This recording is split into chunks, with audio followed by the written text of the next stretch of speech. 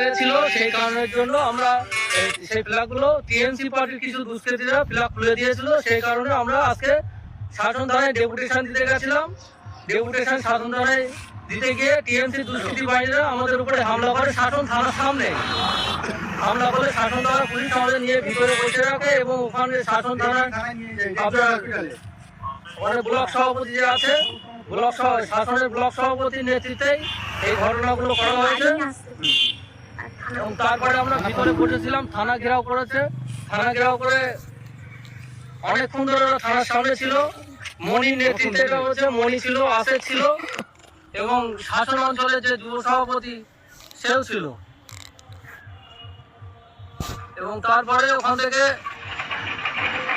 তারা বেরিয়ে গেল। এবার বেরোনোর সময় সারা স্তর দিয়ে আমাকে দেখে দেখে চোখ দেখালে এইভাবে দেখে নিয়ে গেল। নিয়ে যাওয়ার পরে আমি ওখান থেকে বেরিয়েছি।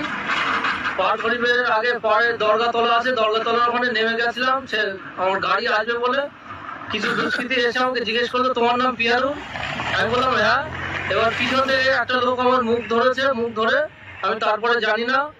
এখানে আমি একটা দেখলাম এই ঝিলের পাশে পড়ে, আমি জায়গাটার নাম জানি না। এখানে আসার পরে আমি তারপরে আমাকে বললো যে তুই বারাসা 2 নম্বরে কোনদিন ঢুকবি না। তাদের মুখও আমি চিনি না, মুখ একদম এইভাবে বাঁধা ছিল, ডাব বাঁধা ছিল, 3-4 জন ছিল। বললো বারাসা 2 নম্বরে ঢুকবি না, কাল থেকে যেন পার্টি না করায়।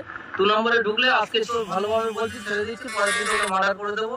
এবং আইএসএফ যেন এই 2 নম্বরে আইএসএফ নিয়ে কোনো ঢুকবি না, তোর হাত পা ভেঙে দেবো। আজকে দিতাম, আজকে শুধু থানা বলে, আমি তোকে কিছু বলিনি।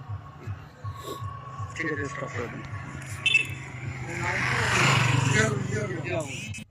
আচ্ছা পুলিশ